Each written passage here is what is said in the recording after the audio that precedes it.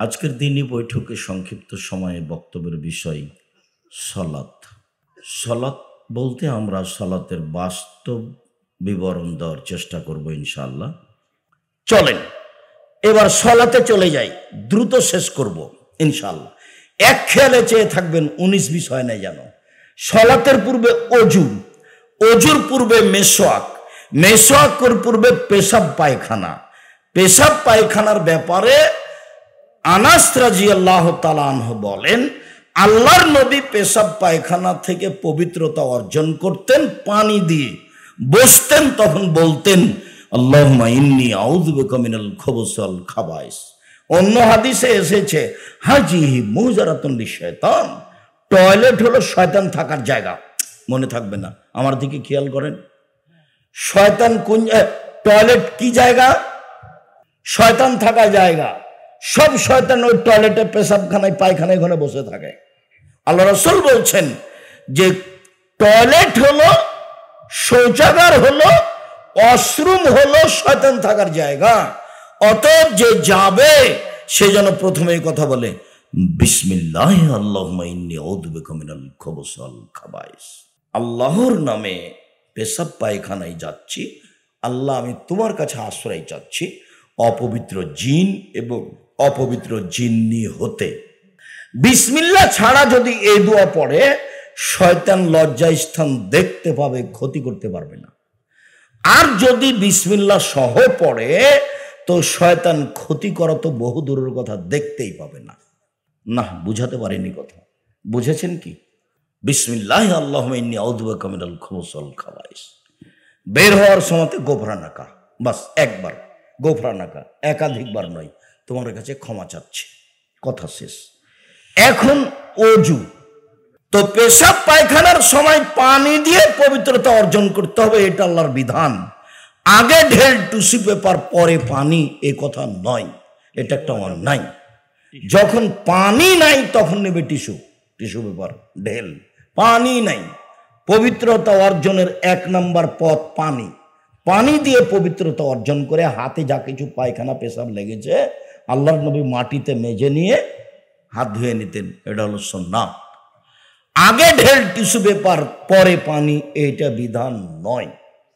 এরপরে আবার ঢেল নিয়ে 40 কদম হাঁটা, পায়ের উপরে পা উঠানো, খক খক করে কাশা, এইটা ভদ্রতা নয়, বরং এটা নোংরামি আচরণ।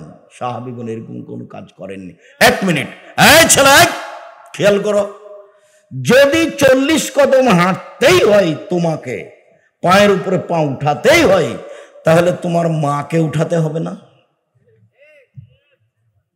তোমার বাপ একাই পবিত্রতা অর্জন করে জান্নাতে যেতে চায়, তোমার মাও এরকম 40 কদম হাঁটবে, পায়ের উপরে পা উঠাবে?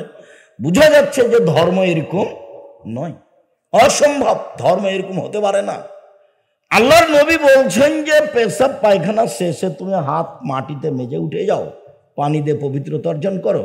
তোমার যদি কোনো সন্দেহ হয় কোনো জায়গাতে কাপড় চোপড়ে কিছু লাগলো না কি, তখন সহিহ হাদিসে এসেছে অজু শেষে হাতে এরকম একটা পানি নিয়ে লজ্জা স্থান সামনাসামনি এভাবে একটু পানিতে ছিটিয়ে দিবেন। কথা বুঝতে পারেননি মনে হয়? কথা কি আপনারা বুঝতে পেরেছেন? বাস, সুন্নাত শেষ। এইবার পেশাব পায়খানা থেকে ঘুরে এসে সুন্দর করে অজু। অজুটার একটা হাদিস বুঝাই। রাসূল সাল্লাল্লাহু আলাইহি সাল্লাম বলছেন, আল্লাহ আদুল্লুকুম মায়মুল্লাহু বিল খাতায় অরফা বিহি দারাজাত। সঙ্গী সাথী, আমি কি তোমাদের এমন একটা কথা বলে দিব না যাতে পাপ মিটে যাবে, মান বেড়ে যাবে? যাতে পাপ মিটে যাবে, মান বেড়ে যাবে। সঙ্গী সাথী, আমি কি তোমাদের এমন একটা কথা বলে দিব না যাতে পাপ মিটে যাবে, মান বেড়ে যাবে? হ্যাঁ বলেন, সেটা কি? তখন আল্লাহ রাসূল বললেন, 1, সুন্দর করে ওযু করলে পাপ মিটে যাবে, মান বেড়ে যাবে। 2, পায়ে হেঁটে মসজিদে গেলে পাপ মিটে যাবে, মান বেড়ে যাবে। 3, এক সালাতের পরে আর এক সালাতের জন্য অপেক্ষা করলে পাপ মিটে যাবে, মান বেড়ে যাবে। এই কথাটা আর একটা হাদিস দিয়ে বলি। একদা আল্লাহর নবীকে আল্লাহ বলছেন, মোহাম্মদ, আল্লাহ আমাদের নবীকে মোহাম্মদ বলে ডাকতেন। আর জিব্রাইল আমাদের নবীকে মোহাম্মদ বলে ডাকতেন। আর সাহাবিগণ বলতেন আল্লাহর রসুল। আল্লাহ রসুল যাবেন, আল্লাহ রসুল খাবেন, আল্লাহ রসুল নিবেন, আল্লাহ রসুল এটা করব কি? সাহাবিগণ কি বলে ডাকতেন নবীকে? আল্লাহর রসুল। আর এখন সবাই বলছে যে হুজুরে পাক সাল্লাল্লাহু আলাইহি সাল্লাম, হুজুরে পাক। এগুলো শব্দ ব্যবহার করা যাবে না, সবকে বলতে হবে আল্লাহ রসুল বলেছেন, রসুল সাল্লাল্লাহু আলাইহি সাল্লাম বলেছেন, আল্লাহ রসুল এই কথা বলেছেন সাল্লাল্লাহু আলাইহি সাল্লাম। তো আল্লাহ বলছেন মোহাম্মদ হাল তাদরি ফিমা ইয়াখতাসিমুল মালাউল আলা, বলতে পারো মোহাম্মদ ওপরে কি নিয়ে হইচই হচ্ছে? আল্লাহ নাম, জি হ্যাঁ আমি বলতে পারি। ফিল কাফারাত, কিসে পাপ মিটে যাবে সেইটা নিয়ে হইচই হচ্ছে, ওরা বলা বলি করছে আদম সন্তান এই করলে পাপ মিটে যাবে। এক ইসবাগুল ওযু, ওরা বলা বলি করছে আদমের ছেলে মেয়ে যদি সুন্দর করে ওযু করে পাপ মিটে যাবে, মান বেড়ে যাবে। দুই, পায়ে হেঁটে যদি মসজিদে যায়, মাসওয়ালাল আকদাম, পায়ে হেঁটে মসজিদে গেলে পাপ মিটে যাবে, মান বেড়ে যাবে। তিন, ইন্তেজারুস সালাত বাদাস সালাওয়াত ফিল মাসাজিদ, সালাতের পরে মসজিদে বসে বসে তাসবিহ তাহলিল জিকির আজকার করলে পাপ মিটে যাবে, মান বেড়ে যাবে। এই কথা বলার পরে আল্লাহ রসুল বলছেন মান ফালা হাদা আশাবে খাইরিন মাতাবে খাইরিন, যে এমনটা করলো, সুন্দর করে ওযু করলো, পায়ে হেঁটে মসজিদে গেল, সালাতের পরে বসে বসে তাসবিহ তাহলিল পড়লো, আয়াতুল কুরসি পড়লো, ইখলাস ফালাক নাস পড়লো, তাহলে তার মরে যাওয়া ভালো, তার বেঁচে থাকা ভালো, তার মরে যাওয়া ভালো, তার বেঁচে থাকা ভালো, মরলেও ভালো, বাঁচলেও ভালো। এইটুকু বলার পরে আল্লাহ নবী আরো বলছেন, আল্লাহ তাআলা বললেন শোনো, ওয়াকানা মিন খাতিতিহি কা রাজুলিন ওয়ালাদাতহু কা রাজুল ইয়াউমিন ওয়ালাদাতহু উম্মুহু, পাপ থেকে হয়ে গেল লোকটা সেই দিনের মতো যেদিন তার মা তাকে জন্ম দিয়েছে। পাপ থেকে হয়ে গেল লোকটা সেই দিনের মতো যেদিন তার মা তাকে জন্ম দিয়েছে। নিষ্পাপ হয়ে গেল, বেঁচে থাকা ভালো, মরে যাওয়া ভালো। নিষ্পাপ হয়েছে, বেঁচে থাকা ভালো, মরে যাওয়া ভালো। এক, সুন্দর করে ওযু, মানে একটা অঙ্গ 5-7 বার যদি পানি লাগে সম্পূর্ণ ধুইতে, একবার ধোয়ার পরে আবার পানি দিয়ে যখন ধুইবেন তখন হলো দ্বিতীয়বার ধোয়া, আবার পানি দিয়ে যখন ধুইবেন তখন হলো তৃতীয়বার ধোয়া। এর নাম ইসবাগুল ওযু, সুন্দর ওযু। সুন্দর করে ওযু করলো, পায়ে হেঁটে মসজিদে গেল, আর সালাতের পরে জিকির আজকার করলো, তাহলে তার সব পাপ মিটে গেল, তার মরে যাওয়া ভালো, তার বেঁচে থাকা ভালো হয়ে গেল সেই দিনের মতো যেদিন তার মা তাকে জন্ম দিয়েছে। নিষ্পাপ হয়ে গেল। অন্য হাদিসে বলেছেন আল্লাহর নবী, আল ওযু ইউকাফিরু মা কানা কাবলাহু ওয়া সালাতু নাফিলা, ওযু তার অতীতের সব পাপকে মিটিয়ে দিয়েছে। তো এখন যে জোহরের জন্য ওযু করেছে, তো ওই সালাতটা কি হবে? এই সালাতটা এখন তার মান বেড়ে যাবে, এই সালাত দিয়ে তার মান বেড়ে যাবে। অজুতেই যে তার পাপ মিটে গেছে, তো এখন যে সালাত আদায় করবে, তো এটা দিয়ে কি হবে? এটা দিয়ে তার কি হবে? মান বেড়ে যাবে। এক খেয়ালে চেয়ে থাকবেন, একটু 19-20 হয় না যেন। অজু শেষ হয়েছে, আল্লাহু আকবার, দুই পায়ের মাঝে ফাঁকা থাকবে, শরীরের ভারসাম্য বজায় রেখে যতটুকু লাগবে। যারা বলেছে যে বুবু দুই পায়ের গোড়ালি জমা করে রাখতে হবে বুবু, তারা মিথ্যা কথা বলেছে। দুই পায়ের মাঝে ফাঁকা থাকবে কতটুকু? শরীরের ভারসাম্য বজায় রাখতে যা লাগে সেটুকু ফাঁকা থাকবে। আল্লাহু আকবার বলার পূর্বে কোনো কথা নেই। ওযুর পরে দোয়া পড়েছে, কথা শেষ। এখন আর নিয়তের নামে কোনো দোয়া পড়া যাবে না। নিয়ত হলো ওই যে ভাবছে যে ওযু করছে, যে সালাত আদায় করবে জোহরের, সেটার নাম নিয়ত। এখন নতুন কোনো শব্দ দিয়ে নিয়ত করা যাবে না, করলেই রাসূলকে অপমান করা হবে, ফলাফল হবে জাহান্নাম। একটুকু 19-20 করা যাবে না। ধর্ম একজন মানুষের কথা দিয়ে চলে, যার নাম মোহাম্মদ সাল্লাল্লাহু আলাইহি সাল্লাম এক গ্লাস পানি পান করলে 5টা বিধান লাগে, তার নাম ধর্ম। সব নগদ, মারে ফতে দিয়ে কোনো ধর্ম চলে না, সব নগদ, একবারে টাটকা, 19-20 নাই, এজমা লাগে না, কিয়াস লাগে না, কিছুই লাগে না। যখন আমি বলেছি কোনো কিছুই লাগে না, তখন কুষ্টিয়ায় এক ছেলে মধ্যে থেকে এইভাবে বিশাল সমাজ দাঁড়িয়ে চট করে বলছে, আব্দুর রাজ্জাক সাহেব, এজমা কিয়াস লাগে না বুঝলাম, চিন্তা ভাবনা করা লাগে না বুঝলাম, সব নগদ নগদ নগদ। বলেন তো দেখি, 2টা মেয়ে একসাথে জন্ম নিয়েছে, তাদের অঙ্গ প্রত্যঙ্গ পৃথক কিন্তু জমা ধরে আছে, তারা এখন বয়সের হয়ে গেছে, বিবাহ দিতে হবে, বিবাহ দেন দেখি। এজমা কিয়াস লাগে না বলে, চিন্তা ভাবনা করা লাগে না বলে, বলেন তো দেখি। এরকম মাঠে আমি 27 বছর থেকে ফতোয়া লিখছি, 7 বছর থেকে ফতোয়া বোর্ড পরিচালনা করি, আর 20 বছর ফতোয়া লিখেছি কলমে। তা আমি বললাম আপনার ফতোয়াটা একেবারেই সহজ। তো সহজ কথাটা বুঝাতে গিয়ে আমরা যখন স্কুলে 2-1 দিন গেছিলাম, পড়েছিলাম কি মাদ্রাসার বই পড়েছিলাম, একটা বই, একটা গল্প পড়েছিলাম, মোল্লা দোপেঁজি। মোল্লা দোপেঁজি জি জাহাপনা আকাশের দিকে দেখো তো, দেখলাম জাহাপনা, কিছু দেখলে না? হ্যাঁ, 2টা কাক উড়ে গেল দেখলাম তো। বলো তো দেখি এদেশে কতটি কাক আছে? 9,999টি।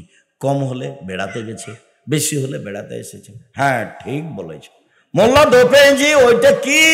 ওইটা চৌবাচ্চা জাহাপনা। বলতে পারো চৌবাচ্চায় কত পেয়ালা পানি আছে? বলতে না পারলে তোমার গর্দান যাবে। তা যাক জাহাপনা, তবে প্রশ্ন একদম সহজ। যদি পেয়ালা চৌবাচ্চার সমান হয় 1 পেয়ালা, যদি পেয়ালা অর্ধেক হয় তাহলে 2 পেয়ালা, যদি 4 ভাগের 1 ভাগ 4 পেয়ালা, যদি 8 ভাগের 8 ভাগ 1 ভাগ হয় 8 পেয়ালা, যদি 16 ভাগের 1 ভাগ হয় 16 পেয়ালা। আর থামো থামো থামো থামো, খুব খুশি হয়েছে, তোমাকে আজকে মোরগ ও মুসাল্লাম খাওয়াই, খুব খুশি। তো কথা তো একেবারেই সোজা। ও তো আর বলেনি যে এই পেয়ালার কত পেয়ালা, ও তো বলেছে কত পেয়ালা পানি। কথা তো সহজ আছে, পেয়ালা যদি পুকুরের সমান হয় তাহলে 1 পেয়ালা। তো কথা তো ঠিকই আছে। আমি এটা আগে শোনালাম, শোনেন। আল্লাহ তাআলা বলছেন, লা ইউকাল্লিফুল্লাহু নাফসান ইল্লা উসআহা। যে মা বিধান মানুষ চালাতে পারবে না, বহন করতে পারবে না, সে বিধান আল্লাহ মানুষের উপরে দেননি। ডাক্তারের কাছে আশ্রয় নিতে হবে, ডাক্তার যদি পৃথক করতে পারে করবে, নইলে একজনের সাথে বিবাহ দিতে হবে, এটাই বিধান। এবার তুমি বলো মেয়েকে আর বিবাহ করতে চাচ্ছে কে? ও তো কাল্পনিক বলেছে। নগদ শরীয়ত, মারিফতি দিয়ে চলে না, একবারে নগদ বিষয় বানানো হয়, তাহলে হুজুর যত বড়ই হোক জাহান্নাম হবেই। আল্লাহ নবী বলছেন, পৃথিবীর মানুষ বাল্লিগু আন্নী আলায়, আমার একটা কথা জানা থাকলে অন্যকে বলো। ও হাদিসান বানি ইসরাইল হারাজ, বানি ইসরাইলের কাহিনী বলো, কোনো দোষ নেই। মান কাযাবা আলাইহি মুতাআম্মিদান ফালিয়াতাবাউ মাকাদাহু মিনান নার। কেউ যদি কোনো কথা আমার নামে বলে, যেই কথা আমি বলিনি, কেউ যদি কোনো কথা আমার নামে বলে, সেই কথা যদি আমার না হয়, তাহলে তার থাকার জায়গায় জাহান্নাম। জুব্বা যত বড়ই হোক, পাগড়ি যত বড় হোক, রক্ষা করার তাকে কোনো পথ নেই। যেটা মুখ দিয়ে বের করছে সেটা নবীর হতে হবে, যেটা কলমে লিখছে সেটা নবীর হতে হবে। অবাক হলেও সত্য, 90 সাল থেকে দেখাচ্ছি, নবীর কথা নয়, অবাক হতে হয় আপনাকে। 1 পৃষ্ঠা মানুষের বানানো দোয়া, যেটা আপনাকে আমি 90 সাল থেকে দেখে আসছি। এই পৃষ্ঠাতে আছে 3 লাইন, দোয়া খাতমিল কোরআন, মানুষের বানানো। পরের পৃষ্ঠায় আছে 1 পৃষ্ঠা, একবার দোয়া ও খাতমিল কোরআন 1 পৃষ্ঠা। দীর্ঘ 30-32 বছর থেকে বলছি, কিয়ামত পর্যন্ত সময় থাকলে এটা মানুষের বানানো দোয়া, রাসূলের নয়। কেউ যদি কোনো কথা আমার নামে বলে, সেই কথা যদি আমার না হয়, তাহলে তার থাকার জায়গায় জাহান্নাম। হুজুর যত বড়ই হোক তাতে আসে যায় না। বইয়ের হেডলাইন আছে, অবিবাহিত ছেলে মেয়ের পড়া নিষেধ। তো যে দেখে সেই পড়ে, যে দেখে সেই পড়ে। কিরে এখানে কি লেখা আছে? তা আমিও পড়ে দেখলাম, তখন আমি বিভাষাদি করেছি, মানে ওনার কথা অনুপাতে ঠিক আছে। এবার হেডলাইনের পরে পড়ে দেখি, ভরা পেটে স্ত্রী হলে ছেলে ভ্যাংচা হয়, সফরের পূর্বে স্ত্রী মিলন হলে ছেলে টেরা হয়, চন্দ্র সূর্য গ্রহণের সময় স্ত্রী মিলন হলে ছেলে কানা হয়।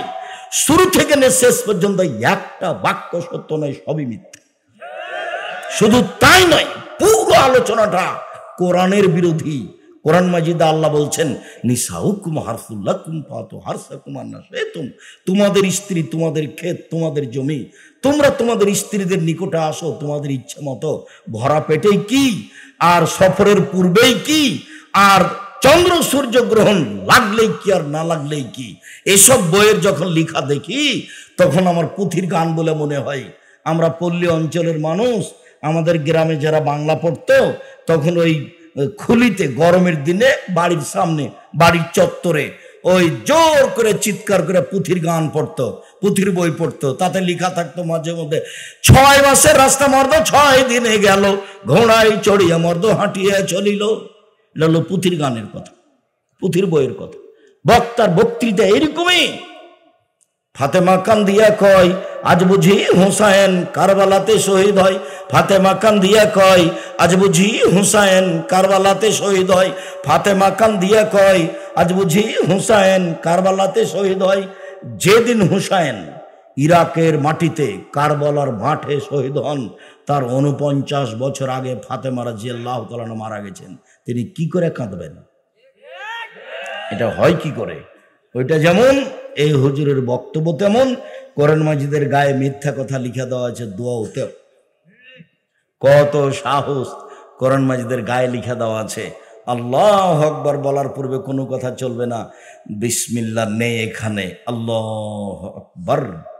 আব্দুর রহিম যখন বক্তব্য দিচ্ছিল আমি অবাক হয়ে শুনছিলাম, ব্যতিক্রম আলোচনা।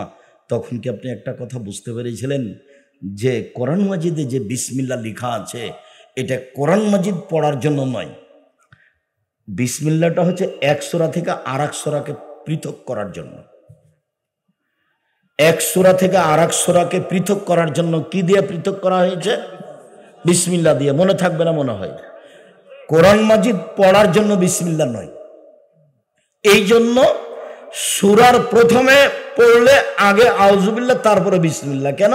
আপনি সূরার প্রথমে আছেন, আর যদি মধ্যে পড়েন তাহলে আর বিসমিল্লাহ পড়তে হবে না। কি দিয়ে শুরু করবেন? আউযুবিল্লাহি মিনাশ শাইতানির রাজিম। তার মানে কোরআন মাজিদ হচ্ছে শয়তানের সবচেয়ে বড় শত্রু। তাই সব জায়গাতে বিসমিল্লাহ। আর যখন কোরআন মাজিদ পড়তে আসবেন তখন আগে শয়তান থেকে আশ্রয় নেন আল্লাহর কাছে। আউযু বিল্লাহি মিনাশ শাইতানির রাজিম, বিতাড়িত শয়তান থেকে আল্লাহর কাছে আশ্রয় চাচ্ছি। বিসমিল্লাহির রহমানির রহিম যদি সূরার প্রথমে হয়, অন্যথায় পড়া শুরু করে দেবেন। এখানে আউযুবিল্লাহ, আর সূরার প্রথম হলে আউযুবিল্লাহর পরে বিসমিল্লাহ, আর যদি মধ্যে হয় তাহলে শুধু আউযুবিল্লাহ। আল্লাহু আকবার। ডান হাতের কবজি বাম হাতের কবজির উপরে রাখবেন, বুকের উপরে রাখবেন, নাভির নিচে নয়। তারপরে আল্লাহুম্মা বাঈদ বাইনি ওয়া বাইনা খাতায়ায়া কামা বা'আদতা বাইনাল মাশরিক ওয়াল মাগরিব। আল্লাহ তুমি আমাকে আর আমার পাপকে অত দূরত্বে রাখো, পূর্ব পশ্চিমকে তুমি যত দূরত্বে রেখেছ, আমি আর আমার পাপ যেন এত দূরাদূরি হয়। আল্লাহ নাক্কিনি মিনাল খাতায়া কামা নাক্কা সাবুল আবিজু মিনাদ দানাস। হে আল্লাহ তুমি আমার পাপকে ধুয়ে দাও যেমনভাবে সাদা কাপড়কে ময়লা থেকে ধুয়ে পরিষ্কার করা হয়। আল্লাহুম্মা আগসিল খাতায়ায়া বিল মাই ওয়াস সালজাল বারাদ। আল্লাহ তুমি আমার পাপকে ঠান্ডা পানি দিয়ে, বরফ দিয়ে, তুষার দিয়ে ধুয়ে পরিষ্কার করে দাও। আউযু বিল্লাহি মিনাশ শাইতানির রাজিম। এই যে শুরু হলো আউযু বিল্লাহি মিনাশ শাইতানির রাজিম, আমি আল্লাহর কাছে আশ্রয় চাচ্ছি বিতাড়িত শয়তান হতে। এখন সূরা ফাতিহার পূর্বে আছে, এই জন্য বিসমিল্লাহির রহমানির রহিম পরম দাতা দয়ালুর নামে আরম্ভ করছি। আলহামদুলিল্লাহি রাব্বিল আলামিন, বিশ্বজগতের প্রতিপালকের প্রশংসা। আর রহমানির রহিম, তিনি হচ্ছেন পরম দাতা দয়ালু। মালিক ইয়াউমিদ্দিন, তিনি হচ্ছেন বিচার দিনের মালিক। ইয়াকা না'বুদু, একমাত্র তোমার ইবাদত করি। ওয়া ইয়াকা নাস্তাঈন, একমাত্র তোমার নিকটে সাহায্য চাই। ইহদিনাস সিরাতাল মুস্তাকিম, তুমি আমাকে সোজা পথ দেখাও।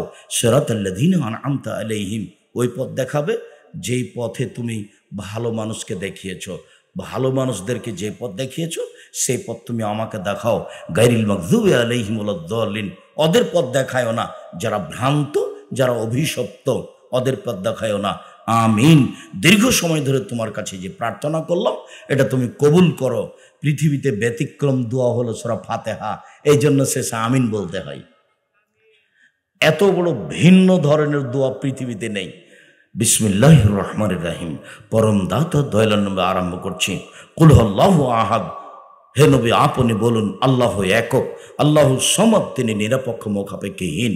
লাম ইয়ালিদ, তিনি কাউকে জন্ম দেননি। ওয়ালাম ইউলাদ, তিনি কারো থেকে জন্ম নেননি। ওয়ালাম ইয়াকুল্লাহু কুফুয়ান আহাদ, তার সমকক্ষ কেউ নেই। এই কথা বলে আল্লাহু আকবার। প্রথমে যতটুকু হাত উঠিয়েছিলেন যেভাবে, কাঁধ সামনাসামনি, কানের লতি সামনাসামনি, এটা কানের লতি, দুটাই সহিহ হাদিস, কাঁধ সামনাসামনি। আল্লাহ আল্লাহু আকবার। এবার রুকুতে চলেন। রুকুতে যাওয়ার পূর্বে আপনার সাথে জরুরি কয়েকটা কথা।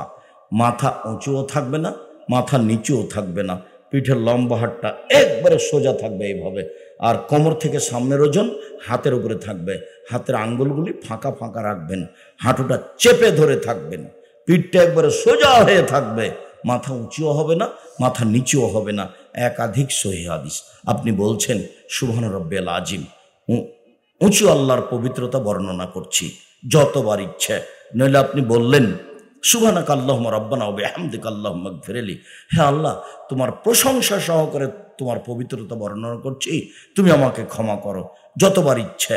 নইলে আপনি বলবেন সুবহান কুদ্দুসুন রব্বুল মালাইকাতুর রূহ, তিনি হচ্ছেন পাক, তিনি হচ্ছেন পবিত্র, তিনি ফেরেশতার প্রতিপালক, তিনি জিবরাইলের প্রতিপালক। যতবার ইচ্ছা বললেন। এবার রুকু থেকে উঠে আসেন, সামি আল্লাহু লিমান হামিদা, হাত ওই পর্যন্ত উঠাবেন যে পর্যন্ত প্রথমবার উঠিয়েছেন। আঙ্গুলগুলো এরকম ফাঁকা ফাঁকা থাকবে না, সোজা সোজা থাকবে। এবার উঠে এভাবে ছেড়ে দেন, ছেড়ে একবারে সোজা হয়ে দাঁড়িয়ে থাকেন। আপনি বলেন সামি আল্লাহু লিমান হামিদা, আল্লাহ ওই লোকের প্রশংসা শুনলো যে তার প্রশংসা করলো। মিলা সামাওয়াত মিলাল আরজ, আকাশ পরিমাণ প্রশংসা, জমিন পরিমাণ প্রশংসা, মিলামা বাইনাহুমা, এর মধ্যে যে ফাঁকা আছে সেই পরিমাণ প্রশংসা, মিলামা শেতামিন শাইন বাদো, এরপরে যত প্রশংসা তুমি চাও তত তোমার প্রশংসা। সম্মানিত দিনী ভাই বোন, এরপরে চলেন যাই সিজদায়। সিজদায় যাওয়ার পূর্বে আপনার সাথে কয়েকটি কথা। আল্লাহ রাসূল বলছেন উমিরতু নাসদুল্লাহ সাবাতে আযম, আমাকে 7 হাড়ের উপরে সিজদা করতে বলা হয়েছে। নাক কপাল এক, কোনটা আগে যাবে কোনটা পরে যাবে এ বিবেচনা নেই, বাস দুটাই মাটিতে লেগে থাকবে। 1, 2 হাত এ হলো 3, 2 হাঁটু এ হলো 5, 2 পায়ের বৃদ্ধাঙ্গুল এ হলো 7, আর 2 পা তখন এইভাবে জমা থাকবে। যারা বলেছে সালাতের সময় বৃদ্ধাঙ্গুল নড়ানো যাবে না, অন্যায় করেছে। এইভাবে 2 পা মিলে থাকবে, আপনি সিজদা থাকবেন। এই সময় হাত উঠে আপনি শরীর চুলকাতে পাবেন না, পা উঠে আপনি পা চুলকাতে পাবেন না। এই ছেলে, কয়েক মিনিট থামো, তুমি বিরক্ত হচ্ছ কেন? আমি তো শেষে চলে এসেছি, কয়েক মিনিট তুমি পরিবেশ নষ্ট করো না। এরপরে আপনি বললেন, এখানে আর একটা কথা, হাত জড়িয়ে নিতে আমাকে নিষেধ করা হয়েছে। কোনো সময়তেই পায়জামা যদি জড়াতে হয় কোমরে, নিচে নয়। হাত কোনো সময় জড়িয়ে রাখবেন না, খুলে দিবেন। আর মাথার চুল মহিলাদেরকে খুলে দিতে হবে, হয় বেনি গাঁথা থাকবে, না এমনি খুলে দেওয়া হবে, ওই ঝুঁটি বাঁধা থাকবে না, বেনি গাঁথা থাকতে পারে। বেনি গাঁথালে পিছন দিকে ছেড়ে দিতে হবে, বা এমনি চুল খোলা থাকবে। কেন? সব কিছু সিজদা করতে যায়, এই জন্য ওই খোপা বাঁধা থাকবে না, খোপা খুলে দিতে হবে। এই অবস্থায় সালাত আদায় করতে হবে। আপনি বলবেন সিজদায় এই দোয়া, তারপরে উঠে এসে বলবেন আল্লাহুম্মা ইগফিরলি ওয়ারহামনি ওয়াহদিনি ওয়াগফিরনি ওয়ারজুকনি, আল্লাহ আমাকে ক্ষমা করো, আমার প্রতি দয়া করো, আমাকে রুজি দাও। এ দোয়া পড়ে আবার আপনি যাবেন সিজদায়। আপনি বলবেন সুবহান রাব্বিল আলা, উঁচু আল্লাহর পবিত্রতা বর্ণনা করছি। এ হলো 1 রেকাত, যতবার ইচ্ছা ততবার বলবেন। আর 1 রেকাত এইভাবে পড়ে এইবার আপনার আত্তাহিয়াতের বৈঠক যদি হয় তাহলে বাম পায়ের পাতার উপরে বসবেন আর ডান পা খাড়া করে রাখবেন। যদি সালামের বৈঠক হয় তাহলে বাম পা ডান দিকে বের করে দিবেন। সালামের বৈঠক 1 রাকাতেও হয়, তা হচ্ছে বিতর। সালামের বৈঠক 2 রাকাতেও হয়, তা হলো ফজরের সালাত। সালামের বৈঠক 3 রাকাতেও হয়, তা হলো মাগরিব। সালামের বৈঠক 4 রাকাতেও হয়, তা হলো জোহর, আসর, এশা। যদি সালামের বৈঠক হয়, পাটা ডান দিকে বের করে দিবেন, পিছন নিতম্ব মাটির উপরে রেখে দিবেন, দিয়ে আপনি বাম হাতের আঙ্গুলগুলি জমা জমা রাখবেন, আর ডান হাতের আঙ্গুল দুইটা এভাবে জমা করবেন। করেন তো দেখে, দুইটা জমা করেন। তারপরে তৃতীয় আঙ্গুলের নখের বৃদ্ধাঙ্গুলের পেটটা রাখেন, দেখটা গোলাকার করেন, গোলাকার করে হাতের উপরে রাখেন। এবার আত্তাহিয়াতু লিল্লাহি ওয়াস সালাওয়াতু ওয়াত তাইয়্যিবাতু শেষ পর্যন্ত অবিরাম নড়বে। আপনার চোখের দৃষ্টিটা আঙ্গুলের উপরে থাকবে। যতবার নড়াচ্ছেন ততবার আপনি শয়তানকে আঘাত করছেন। একবার বলতে হবে ইল্লাল্লাহর সমাতে আঙ্গুলটা উঠাতে হবে, এই কথা মিথ্যে, জাল জয় ভুয়া হাদিস দ্বারা প্রমাণিত নয়। অবিরাম নড়বে, এটাই ঠিক। এরপরে দুরুদে ইব্রাহিম, এরপরে দোয়ায়ে মাসুরা, এরপরে আপনার যেটা ভালো লাগে। দুরুদে ইব্রাহিমের পরে যে দোয়া আপনাকে ভালো লাগে, সেটা কোরআনের হোক, সেটা হাদিসের হোক, আপনি বলতে থাকেন। আমার পক্ষ থেকে একটা পরামর্শ থেকেছে যে আপনার শেষ দোয়াটা যেন হয় রব্বির হামহুমা কামা রাব্বায়ানি সাগীরা। হে আমার প্রতিপালক, তুমি আমার বাপ মাকে দেখো, আমার বাপ মা বাল্য অবস্থায় আমাকে যেভাবে দেখেছি। এখানে আর একটা পরামর্শ আপনার কাছে থেকে গেছে, সেটা হলো এই দোয়াটা যেন আপনি বলতে পারেন নিয়মিত। সেই জন্য 2 রাকাত সালাত আদায় করে আল্লাহকে বলবেন, আল্লাহ আমি যেন এই দোয়াটা আমার বাপ মায়ের নামে প্রত্যেক দিন সালাম ফিরার পূর্বে পড়তে পারি, এই তৌফিকটা তুমি আমাকে দাও। আমি মনে হয় বুঝাতে পারিনি। 2 রাকাত সালাত আদায় করবেন কেন? এই দোয়াটা যেন নিয়মিত পড়তে পারেন, এই দাবিটা পেশ করার জন্য আল্লাহর কাছে। এটা ভুলবেন না কোনো সময়। বাপের জমি জায়গা ভোগ করছেন, কি করলেন তার জন্য? কি করেছেন? বাড়িঘর তার, জমি জায়গা তার, সবকিছুই তার, ভোগ করছেন, তার জন্য তো আপনি কিছু করতে পারলেন না। জি, একাধিক সহিহ হাদিস হাত তুলে দোয়া করার 35টা হাদিস আছে। এই যে বই আছে স্টেজে, হাত তুলে দোয়া করার 35টা হাদিস আছে। 16টা স্থান আছে কোথায় কোথায় হাত তুলে দোয়া করবে। হাত তুলে দোয়া করা ব্যক্তিগত ব্যাপার। নামাজের মধ্যে সবাই মিলে হাত তুলে দোয়া করলো যে নবীকে অপমান করলো সে। নামাজের পরে সবাই মিলে হাত তুলে দোয়া করলো যে সে যত বড়ই হুজুর হোক না কেন, সে রাসূলকে অপমান করেছে। ঈদের মাঠে সবাই মিলে হাত তুলে দোয়া করেছে যে সে রাসূলকে অপমান করেছে। সভা সমিতির পরে, এরকম বৈঠকের পরে, বিবাহের বৈঠকের পরে সবাই মিলে হাত তুলে দোয়া করেছে যে সে রাসূলকে অপমান করেছে। হাত তুলে দোয়া করা ব্যক্তিগত ব্যাপার। আপনার বাপের কবরের কাছে গিয়ে হাত তুলে দোয়া করে কি বলবেন আপনি? আপনার ব্যাপার। কান্নাকাটি করে 2টা কথা আপনি বলেন, আর একজন পাশে থাকলে আপনি কান্নাকাটি করতে পারবেন না। কেমন কেমন লাগবে আপনার বাপের? নামাজের পরে হাত তুলে দোয়া করা যাবে? নামাজের পরে হাত তুলে দোয়া করা ব্যক্তিগত ব্যাপার। নামাজের পরে করুক, এমনি করুক, এখন করুক, বাড়িতে গিয়ে করুক, যখন ইচ্ছা তখন হাত তুলে দোয়া করবে, তার ব্যক্তিগত ব্যাপার, একক ব্যাপার। আর সবাই মিলে হাত তুলে দোয়া করতে হলে ইস্তিসকায় মাঠে যেতে হবে পানি চাওয়ার জন্য, এইভাবে। সেটা হলো সবাই। আর যদি জুমার দিন পানি চাই, জুমার খুতবা চলাকালীন, তাহলে এভাবে সবাই মিলে। জুমার দিন খুতবা চলাকালীন, বুখারী মুসলিম। জোর করে ধর্ম প্রচার করা যায় না। এগুলো 30 বছর আগে বলতাম, এখন বলা প্রয়োজন মনে করি না। এখনো যদি কেউ দুঃসাহস দেখিয়ে থাকে, আমি মনে করব এটা তার হঠকারিতা, এটা তার মূর্খামি, এটা তার নির্বুদ্ধিতার পরিচয়। সে আসলেই বুদ্ধিমান নয়। সে বিবেচনা করা জানে না, বিবেচনা বুঝে না। ধর্মের দাম দেওয়া তো বহু দূরের কথা। কোন সাহস আপনি করেন? দীর্ঘ 90 সাল থেকে জাতির সামনে আছি, চোখ দেখিয়ে চলে যাওয়ার মতো কেউ দুঃসাহস রাখে না। 90 সাল থেকে আছি, বলেছি 7 দিনের দিন আকিকা দিতে হবে, 14 দিনে চলে না, 21 দিনে চলে না, জীবনে একদিন চলে না। এটাই চূড়ান্ত সিদ্ধান্ত, 7 দিনের দিনই আকিকা দিতে হবে। ডাক্তার শতবার নিষেধ করলো 7 দিনের দিনই বাচ্চার মাথা নেড়ে করতে হবে, 7 দিনের দিনই ছাগল জবাই করতে হবে। কানা হোক, ন্যাংড়া হোক, খোড়া হোক, 2 টাকার হোক, 10 টাকার হোক, 7 দিনের দিনই তার বাপকে আকিকা দিতে হবে। চাঁপাইনবাবগঞ্জের ভাষাতে ও তো দিবে ওর বাপকে আকিকা দিতে হবে। আকিকার সাথে কুরবানির কোনো সম্পর্ক নাই। কুরবানি হলো দামি জিনিস। কুরবানি বাজারে কিনতে গেছে, চোখ দেখো রে কানা আছে নাকি, কান দেখো রে কাটা আছে নাকি, পা দেখো রে পা ঠিক আছে নাকি, দেখো রে মোটা তাজা নাকি। ওটা হলো নেকির ব্যাপার। কুরবানি কিসের ব্যাপার? ওটা নেকির ব্যাপার, সুন্দর হতে হবে। আর আকিকা কিসের ব্যাপার? জিম্মেদারি। যখন দরুদ এ হয়ে গেল, বাপের জন্য মায়ের জন্য দোয়া, আসসালামু আলাইকুম রহমতুল্লাহ, আসসালামু আলাইকুম রহমতুল্লাহ। বাকি পরে হলো জিকির, অন্তত আয়াতুল কুরসি। আমি আপাতত আজকের মতো এ পর্যন্ত।